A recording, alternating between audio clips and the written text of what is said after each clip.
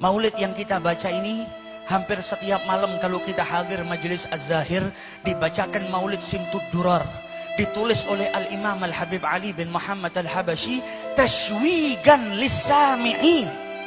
Kita diajak baca sejarah Maulid Nabi, kita diajak menyandungkan gosidah pujian-pujian kepada Rasulullah agar apa? Setiap hati umatnya ini merasa rindu ketika nama nabinya disebutkan. Kalau kita belum merasa rindu, belum merasa bahagia ketika Nabi Muhammad namanya disebutkan di hadapan kita, itu tandanya cinta kita masih lemah.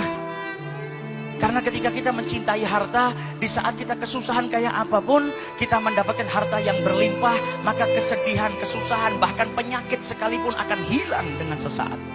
Karena kita dapat uang yang banyak.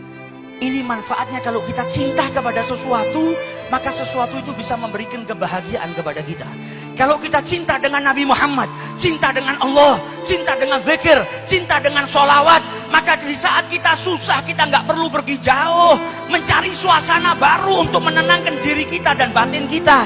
Di saat kita sakit, nggak perlu kita bersusah payah mencari obat, karena setiap sesuatu yang kita cintai menjadi obat bagi kita. Bahkan Nabi Muhammad di saat duduk dengan para sahabatnya, kalau mau bahagia karena beliau cinta dengan sholat, maka beliau berkata kepada Bilal, arihna ya Bilal, kumandangkan adzan, bahagiakan kita dengan melaksanakan sholat. Datang waktu sholat menjadikan Nabi bahagia. Begitu juga dengan para ulama. Bukan hanya kepada Nabi Muhammad, kepada gurunya saja mereka mendapatkan ketenangan.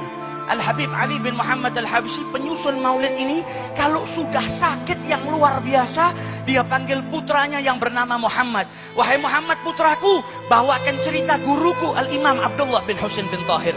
Ketika dibawakan kisah gurunya Al-Imam Abdullah bin Husain bin Tahir, maka seketika itu juga sakitnya hilang, kegelisahannya hilang, kegundahannya hilang. Karena dibawakan kisah orang yang dia cintai, yaitu gurunya. Apalagi dengan manusia yang paling mulia, yaitu junjungan Nabi besar Muhammad sallallahu alaihi wasallam. Sallu ala Nabi.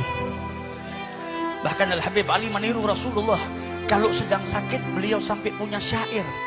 Gulu Ali bin Muhammad Rabbana qad syafah. Ali idza qad marad shifahu fi'al shalah. Beliau memotivasi dirinya sendiri. Katakan kepada Ali, beliau yang mengutarakan, Ali kalau sudah sakit, maka penawarnya atau obatnya hanyalah sholat. Ketika sudah sholat, maka seluruh penyakit itu hilang.